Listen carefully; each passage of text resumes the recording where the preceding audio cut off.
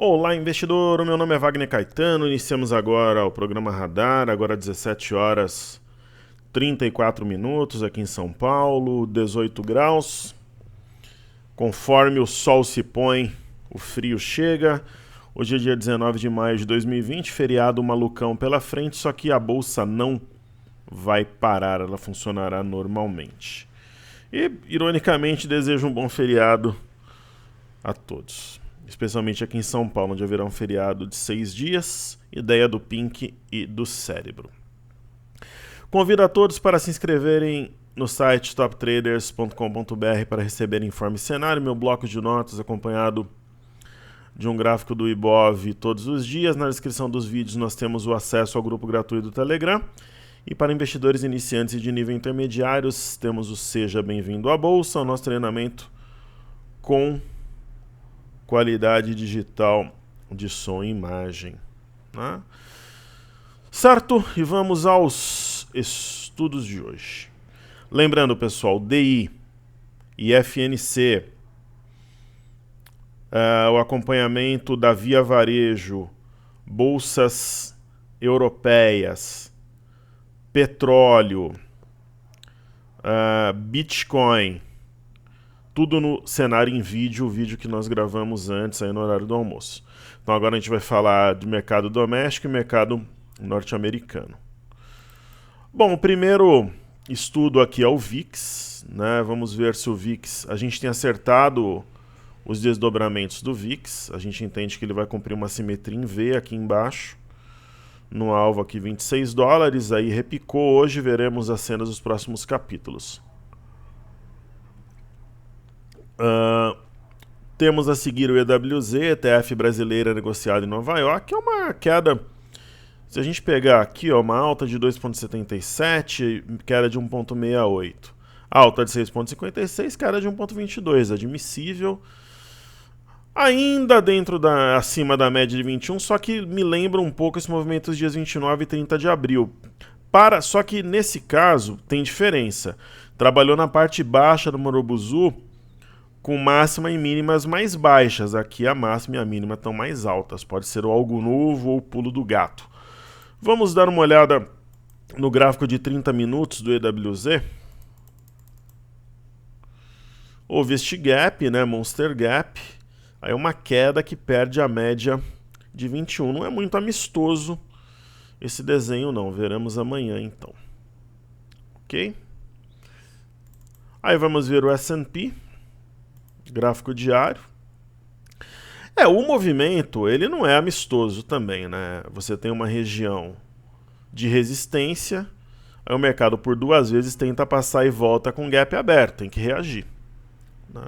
Senão o que ele vai fazer? Fechar o gap e voltar na média de 21. Então vai ter que remar, o que não é algo impossível. No Dow Jones está acima de uma linha superior de um canal de baixa rompido, mas tem o gap para puxar preço. Se o mercado entender que houve um rompimento falso, que sentiu a máxima do dia 29 é um gap diário, vem aqui, mas acho que vai ser oportunidade de compra. Eu vejo um viés de alta, né, inclusive no índice Nasdaq, é claro. Houve frustração no rompimento de 2.950, mas o viés de alta acho que ele se mantém apesar da patética estrela cadente pequenina que nós tivemos aí. Ok? Então essa que é a minha visão para as bolsas americanas. No caso do mercado doméstico, nós teremos na tela aí o BOVA11.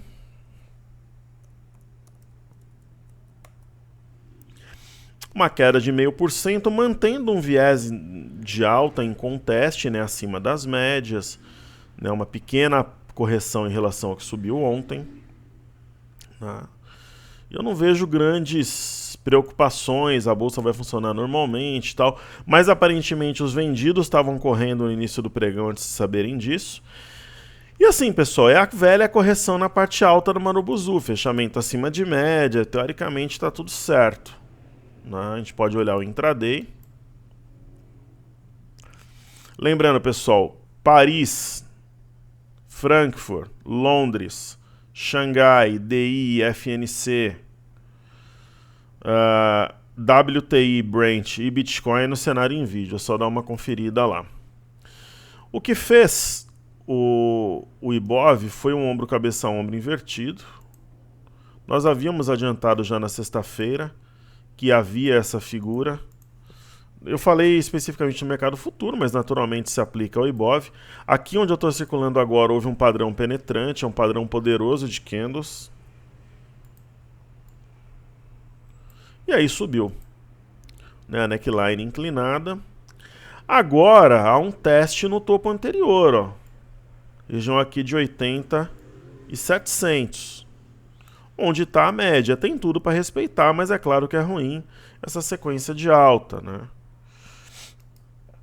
Mesmo porque se a gente traçar uma linha de tendência, ainda haveria mais espaço para corrigir. Veremos amanhã. Aí apareceu essa história, eu estava olhando no broadcast aqui, né? Ah, broadcast, fechou. Do nada, depois da atualização aqui, vamos ver. Eu vou mostrar ali para vocês e depois eu volto no finalzinho para fazer um mercado futuro. Então agora eu vou falar de Petro, Vale e bancos. Então nós temos aqui a Petro 4, pessoal. Eu acho que apesar dos pesares, ela vai romper o 18,93 e vai vir fechar esse gap. Né? Parece um movimento aqui de... O movimento ele é inclinado para cima, né? Eu acho que na Petrobras daria até para traçar algo mais ou menos assim. Seria aplicável, correto? Vamos ver o intraday. Ó, tendência plena de alta, chegando em resistência, naturalmente. Tá mais para um mastro bandeira, e aí veremos a Vale, que tem subido na esteira do petróleo. Eu acho que para chegar no 54 é questão de tempo. Fechou bem o ativo, né? O que pesa de fato aqui no Brasil é o setor bancário. Então nós temos aqui BBS 3. E lá no cenário Nvidia eu falei de algumas ações norte-americanas também, ó. Caindo 2,55 aí complica, né? Você tem uma reação, só que aí devolve tudo. Os bancos são o grande case aqui, BBDC4, quase 3%, aí fica complicado, tem que reagir, rasgar. Eles não trabalham acima da média de 21 há muito tempo. Esse seria o algo novo que ajudaria, que traria de fato o mercado aos 90 mil pontos. Ele até pode ir sem os bancos, mas aí como é que você trabalha com um papel caindo 4%, né? Devolvendo tudo que subiu ontem? Aí é bastante complicado. Por outro lado, a gente tem alguns setores, né?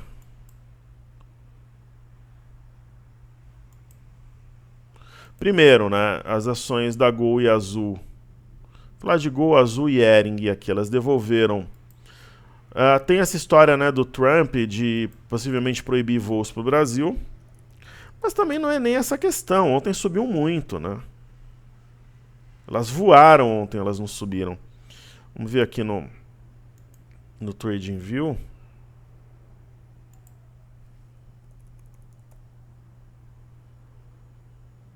Subiu 14%, cai 6%.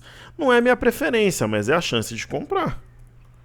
Né? Corrige aí 1/3 mais ou menos. Ontem Azul subiu 29%, cai 5%, eu acho que é a chance de entrar. Agora tem que ver se isso daqui materializa, né? Ele já vinha, aí o cartezinha, ele vem e ele fecha o estudo mesmo eu tendo salvo. Vamos lá. Estamos considerando a eventual proibição de voos com o Brasil. Não quero pessoas vindo aqui contaminando o nosso povo. Estamos enviando respiradores ao Brasil. O país está tendo problemas, sem dúvida. Né? Então, o Brasil, ele não é a bola da vez, né? Nós somos os patetas da vez. E, pessoal, eu não sei se eu estou em outro planeta, mas assim, eu aprendi que esse era o site mais confiável para acompanhar coronavírus. Aí você vai aqui em global. Estados Unidos, 1.550.632 casos. Rússia, chegando aos 300 mil casos. e o Brasil 262. E aí todos os lugares falam que o Brasil é o terceiro. 1, 2, 3, 4. Só um site eu vi que é o quarto. O Brasil não passou a Espanha ainda. Então o Brasil é o quarto, né? Mas infelizmente eu acho que o Brasil vai passar a Espanha, porque na Espanha está regredindo e aqui está aumentando. Tá? Então, assim que atingir o pico na Rússia e Estados Unidos, o Brasil vai ser o epicentro. Eu falava sobre isso há um tempo atrás. Atrapalhadas políticas, né, jogo de vaidade entre os poderes, aí dá nisso. Né? E a Hering está caindo bastante também, a HGTX3. Né? Só que é aquela história, você pega o ativo, ele negociava no dia 14 de maio a R$10,70 a R$11. Agora ele está R$12,50, quer dizer, ele subiu 25%. Né? Você pega na semana... Você pega, por exemplo, no semanal, né? Só para fazer uma conta no semanal, né? Semana passada que era de 3,86, essa semana ainda está subindo 5. Tudo bem, pode ter subido. Estou falando das mínimas, né? Se eu considerar... fazer uma conta aqui para entender se o que eu estou dizendo. Eu estou falando de máxima para mínima, tá? Então eu pego a máxima. Estou falando em 13,45. Então é natural a correção. Eu nem estou no ativo, eu estou falando como uma situação de oportunidade. O meu mouse, eu acho que a minha pilha está indo para o beleléu. Eu tenho outro aqui, mas acho que dá para fazer. Depois eu troco. Deixa eu só ver aqui, pessoal. Eu sempre deixo o mouse em reserva. Hoje eu não tenho aqui. Eu levei para casa. Então nós estamos falando aqui na mínima 10,72.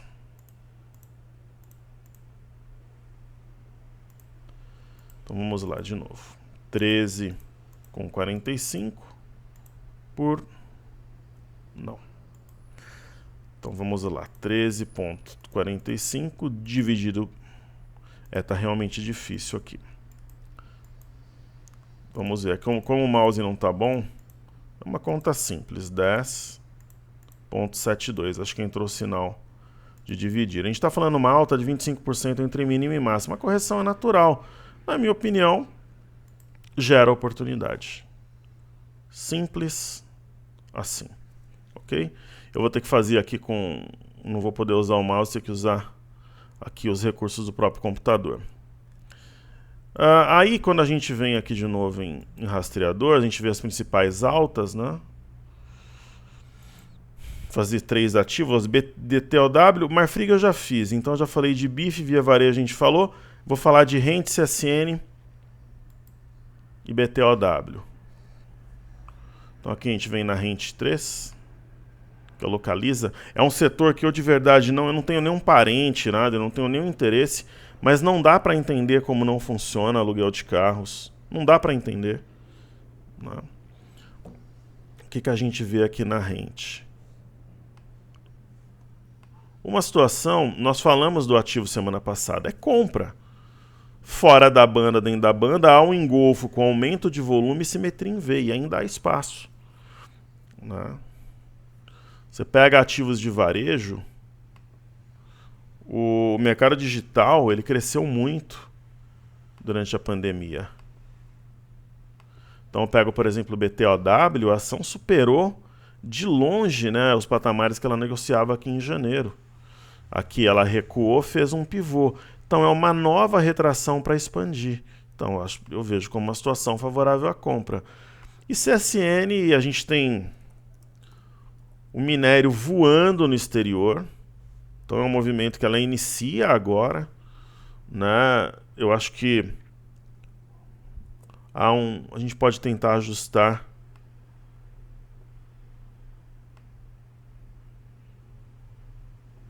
talvez melhor essa reta. É uma situação de compra. Marobuzu, respeitado, médias respeitadas, 8,06 o mercado acima. Ele tem uma resistência importante a 8,86, mas é questão acho que de tempo para romper e levar junto o 9,26. Perfeito? E para a gente finalizar, falamos do mini índice e do dólar também, né? Eu acho que eu falei do Ibov. Falei do BOVA11, né? Falei do Ibov. Correção na parte alta no Marobuzu. Falar do dólar. Deixa eu trazer aqui o WDO. O dólar simplesmente fez um movimento de retorno ao topo anterior e respeitou. Nós temos um padrão penetrante. Só que se ele não sustentar esse movimento, perder a mínima, o que ele faria? Topo, fundo, topo, um pivô de baixa. Mas por enquanto ele configura somente e tão somente uma correção. E lembra que eu falei que nesse ponto aqui ia ter briga? Teve briga, rompimento falso de 5.698.500. Aí ele vai fazendo movimento de topos e fundos ascendentes arrastado e rompeu uma LTB. Qual que é o ponto que pode segurar o dólar? O 5.767.500. Bateu, segurou. Se realmente sentir aqui, ele volta para fazer um pullback nessa LTB. Lembrando que esse gap é aberto, se tiver aversão ao risco, puxará o preço na minha visão. E aí nós temos o mini índice, né? Uma leve queda, trabalhando na parte alta no Marobuzu, acima das médias, não tem muito o que dizer. Agora, esse gráfico diário, intraday, ele não é dos mais convidativos, né? Primeiro que se nós traçarmos aqui, só que é aquilo que eu falei de manhã, o caminho ele está traçado, mas não vai ser um caminho fácil de rosas. O investidor que vai operar nesse momento tem que ter muito equilíbrio, muita força. E acho que a queda, assim, uma queda até 81.290, ok, uma correção até topo anterior, ou até o 80.985, uma queda que passe para baixo desse valor, ela incomoda, mas tem aqui alguns pontos intermediários, ó. 80.820, 80.630 e aqui que está, entre 820 e 630. Tem que segurar e não ficar abaixo do 80.685, senão o mercado vai achar que isso aqui é um topo duplo e vai querer descer para fechar o gap. E tem um ponto intermediário também no 80.730, quer dizer, eu tenho 1, 2, 3, 4 pontos para segurar preço, mas tem que segurar. Senão começa a virar bagunça e o mercado vai colocar essa movimentação em xeque. Ok? Mas eu ainda acho que a compra deve pressionar. Vamos ver os futuros americanos de madrugada. Essa história da vacina a nível mundial, aqui no Brasil. Agora, ó, Câmara aprova texto base e projeto que prevê o uso obrigatório de máscaras. Né?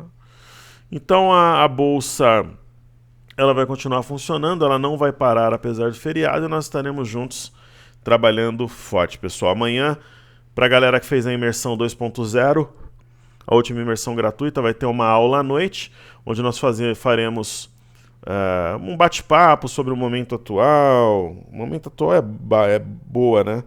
Sobre o cenário que vivemos, expectativas e fazendo também um balanço das operações até então, tanto das ações quanto dos futuros.